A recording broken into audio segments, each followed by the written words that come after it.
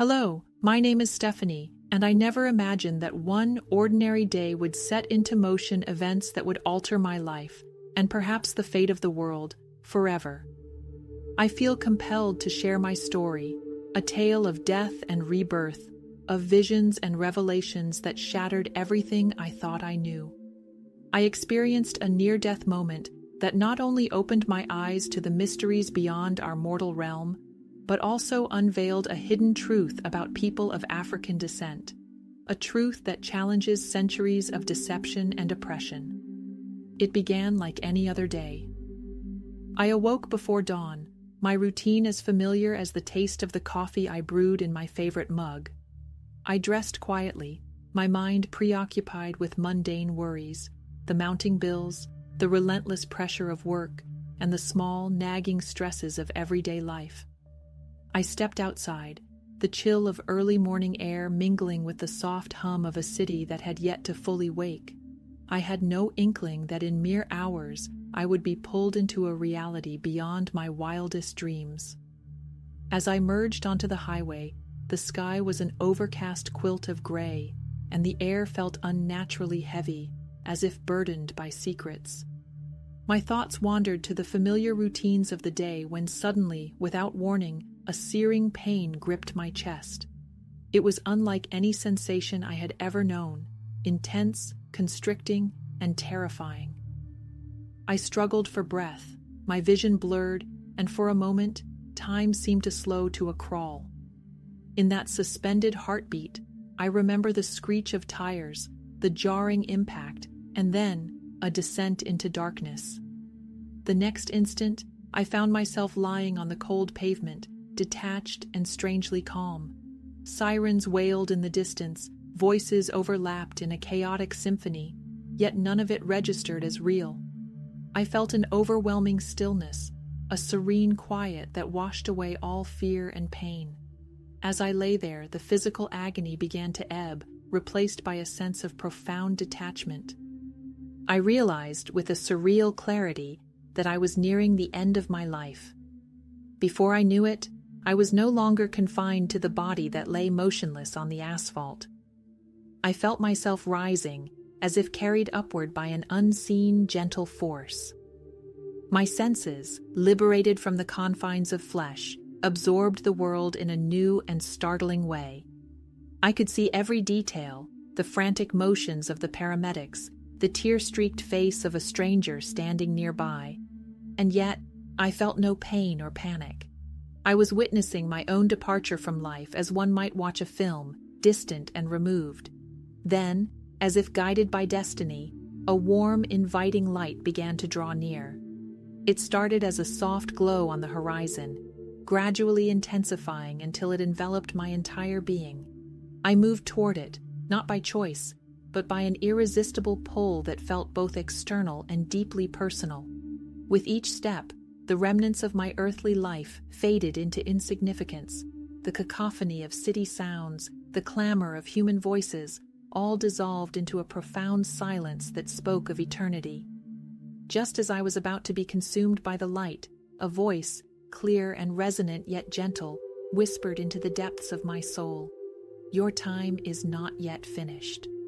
I couldn't see its source, but I sensed a presence, a being of infinite compassion and authority. In that moment, the ethereal landscape shifted, and I found myself standing in a place that defied earthly description. It was not heaven as I had imagined it, nor was it a place of stark nothingness. It was an intermediary realm, a sanctuary between life and what comes after. Before me stretched an otherworldly corridor, its walls pulsating with an inner radiance that seemed to breathe in time with my own heartbeat.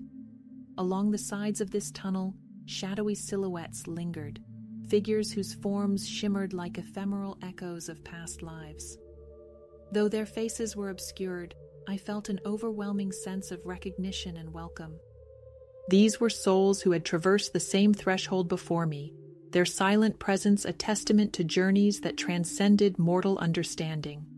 I pressed forward, drawn by the promise of revelation, until at the end of the luminous passage, I encountered a figure whose very being radiated a love and power I could scarcely comprehend. There, bathed in the brilliance of the tunnel's end, stood the Savior, Jesus. His countenance was not stern or judgmental. Rather, it was suffused with an all-encompassing compassion and wisdom that made the burdens of my earthly existence seem trivial. In his gaze, I witnessed every moment of my life, a montage of triumphs, mistakes, joys, and sorrows, laid out with neither condemnation nor reproach, only an intimate understanding. I longed to ask why I had been granted this glimpse beyond the veil, to seek clarity on my purpose in this surreal interlude. But before any words could form, he lifted his hand, and the scenery transformed once more.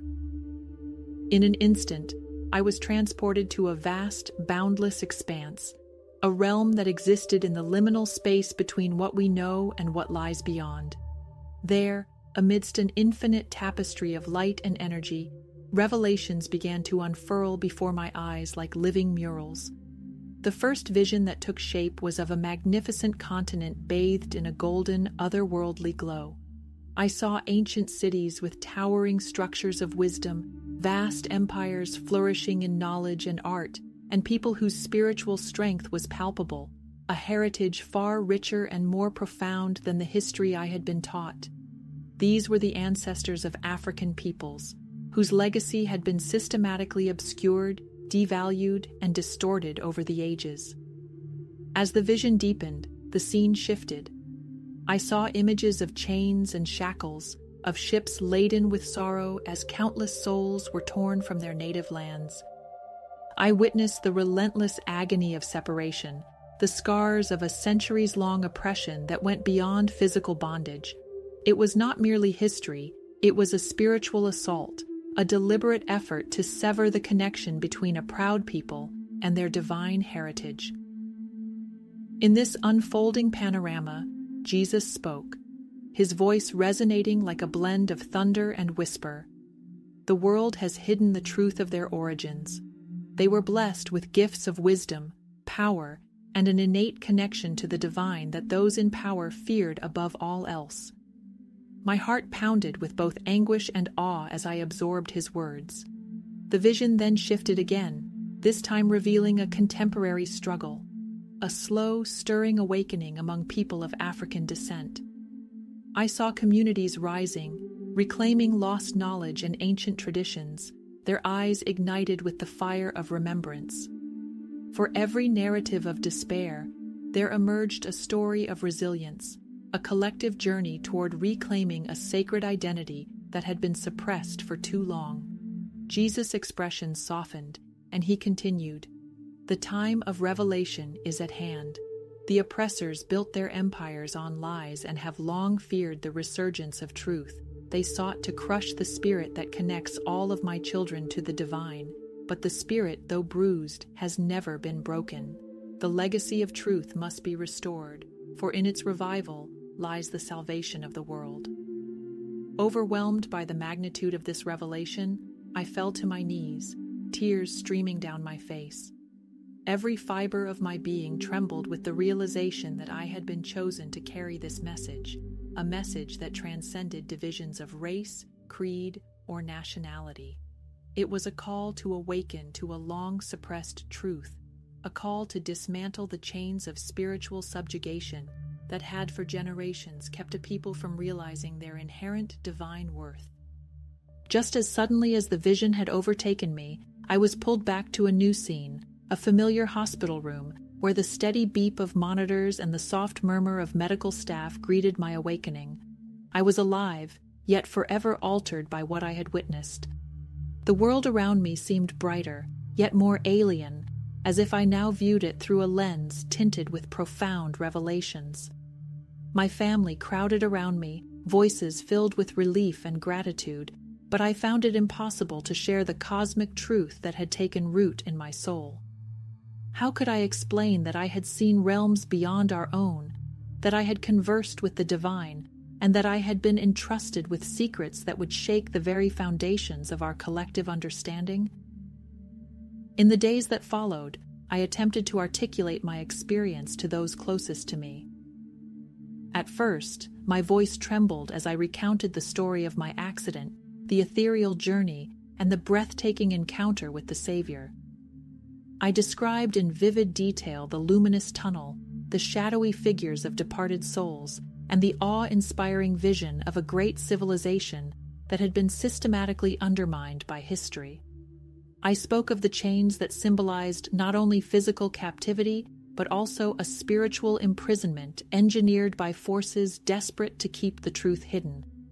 Yet, as I poured my heart out, I encountered disbelief, skepticism, and even scorn. "It was just a hallucination, a side effect of trauma," my sister murmured, her eyes filled with pity rather than understanding.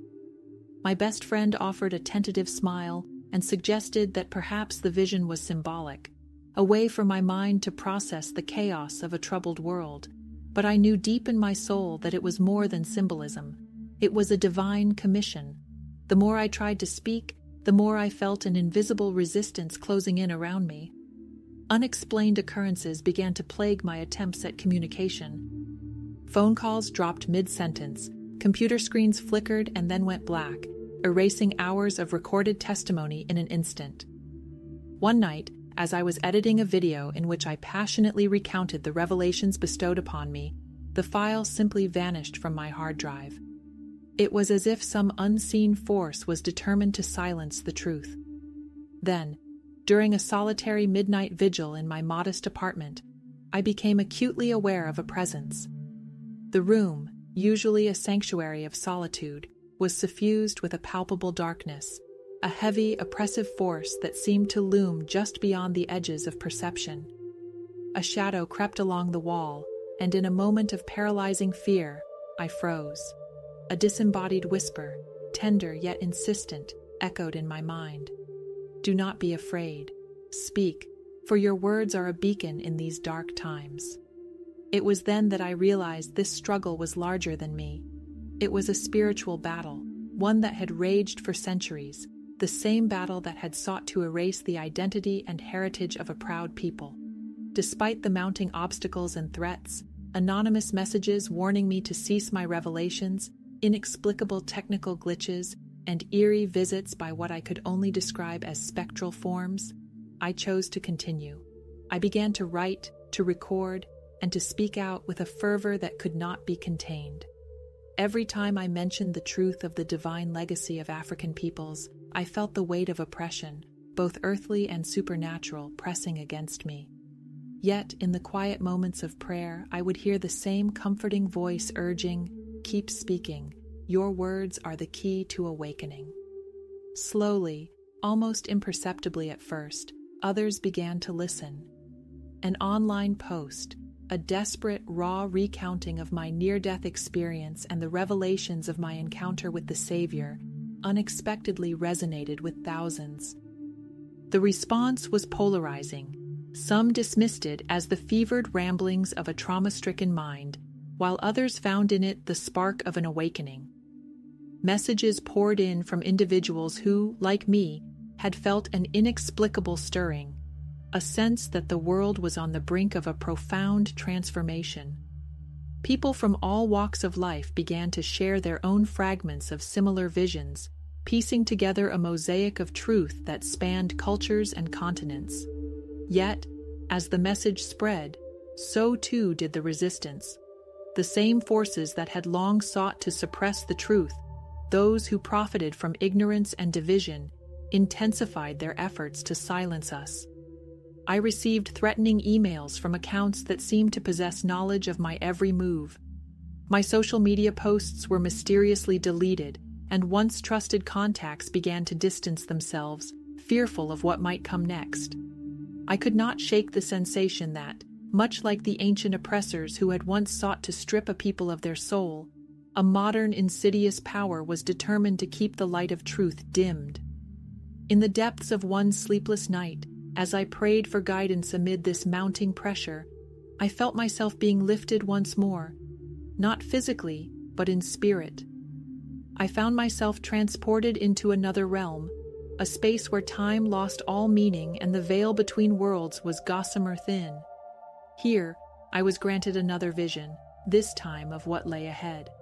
I saw a future marked by both tumult and transformation, a great spiritual battle unfolding on a global scale, pitting the forces of darkness against the resilient spirit of awakened souls. In this prophetic glimpse, I beheld a world torn asunder by natural disasters, floods, fires, and earthquakes that seemed to mirror the internal chaos of humankind. I witnessed cities crumble and the heavens weep, as if the earth itself was purging centuries of accumulated pain and deceit. And yet, amid this devastation, there emerged an undeniable sign of renewal. I saw legions of people, especially those of African descent, rising with a newfound authority, a reclaiming of their ancestral wisdom, and a breaking free from the mental and spiritual shackles imposed upon them by history. The Savior's voice returned to me in that vision, firm yet gentle. The final battle has begun, but victory belongs to those who dare to embrace the truth. You have been chosen, not because you are free of fault, but because you have been entrusted with the light of revelation. The oppressors of old and the deceivers of the present will do everything in their power to silence you. But remember this: the power that has been hidden can never be truly extinguished. It is the spark of the divine within each of my children. My heart ached with both sorrow and hope as I absorbed the magnitude of what was unfolding. I saw a future where truth and deception clashed in a battle that transcended mere politics or economics. It was a struggle for the very soul of humanity. In this battle, the legacy of those who had been subjugated, their culture suppressed, and their identity distorted would emerge as a guiding light to lead the world into a new era of spiritual awakening. When I finally awoke in my hospital bed, the memory of these visions lingered like an indelible watermark on my soul. I realized that the experience was not meant solely for my personal enlightenment, but as a mandate to share the truth with others. I resolved that I would not allow fear or doubt to silence me. I began to speak more boldly, writing fervently about the revelations I had witnessed, and urging others to reclaim their inherent worth and divine potential. At first, my attempts were met with incredulity. Family gatherings, church meetings, and even online forums became battlegrounds of skepticism and misunderstanding. "Stephanie, perhaps your experience was just a side effect of the accident," some would say, their voices tinged with pity rather than genuine curiosity.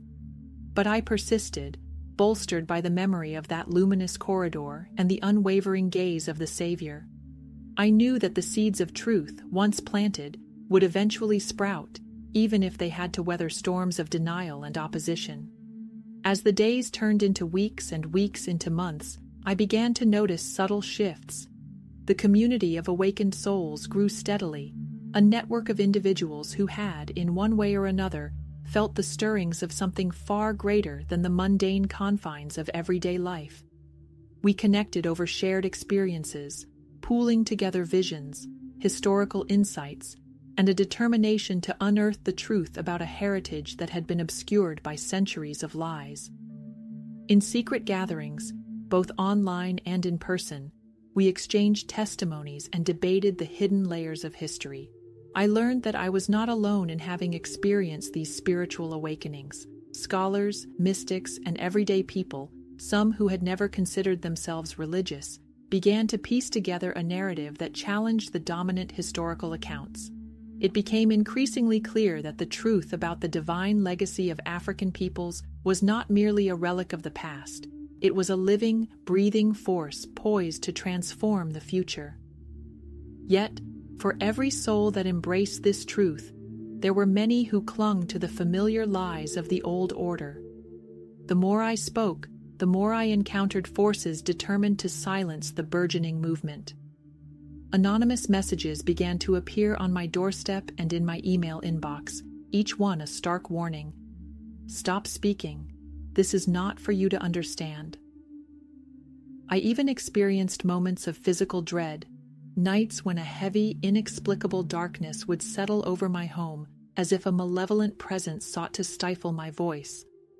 One particularly harrowing evening, after a long day of recording my thoughts and preparing to share them online, I returned home to find the temperature inexplicably dropped.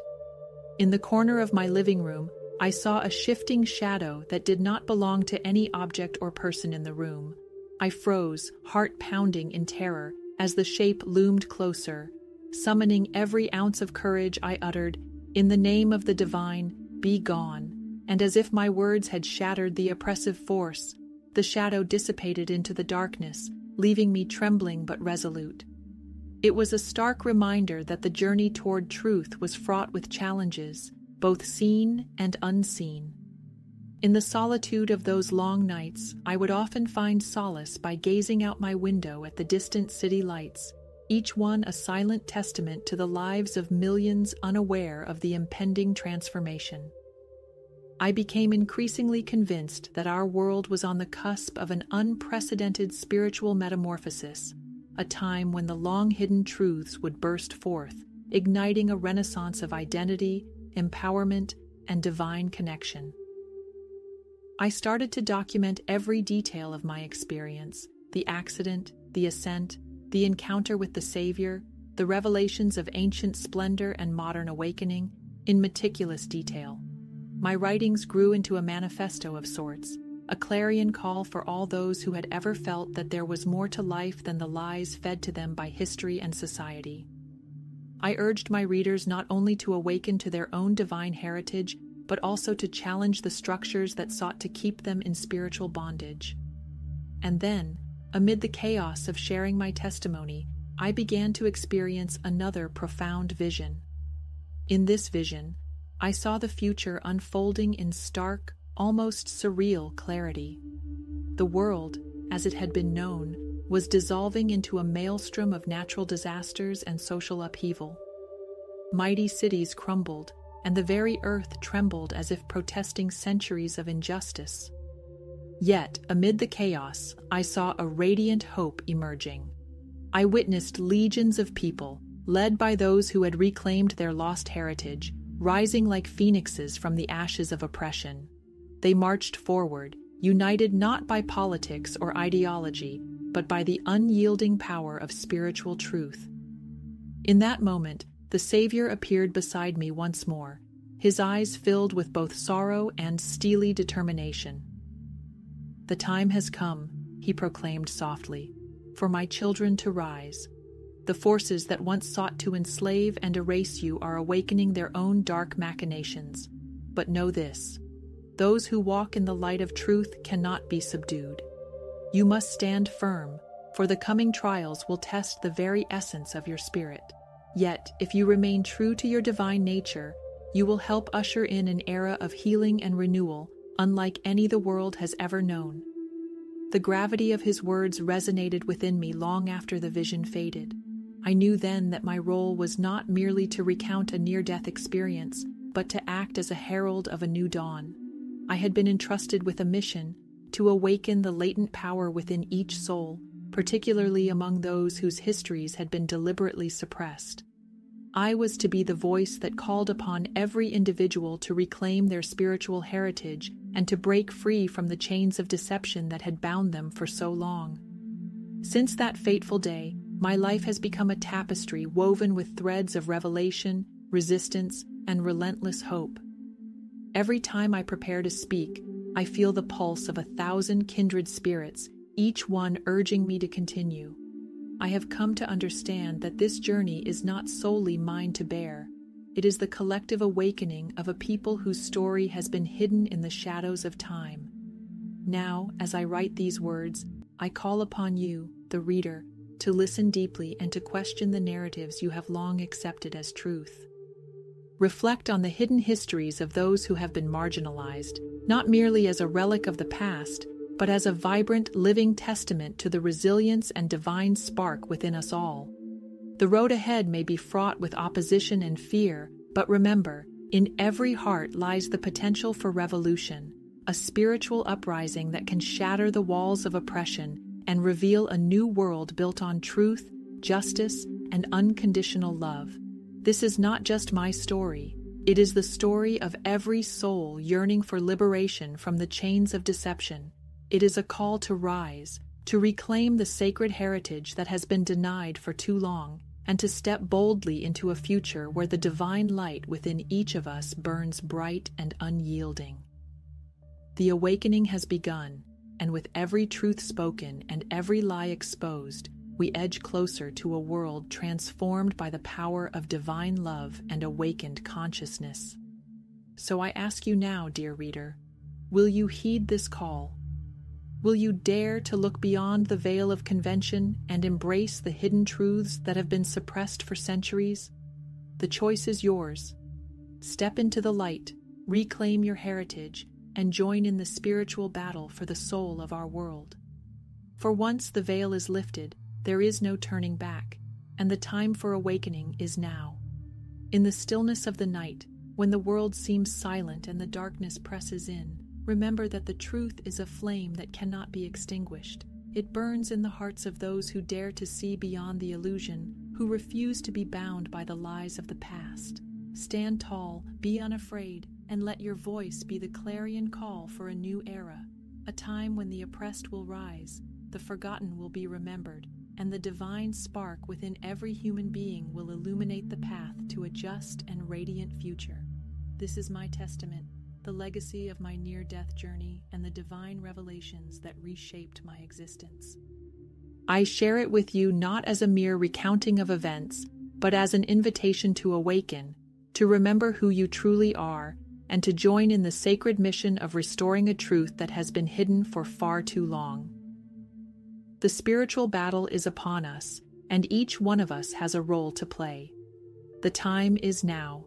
Embrace the light, for in doing so, you become the embodiment of a new dawn, a dawn that promises redemption, unity, and a profound return to the divine essence that binds us all.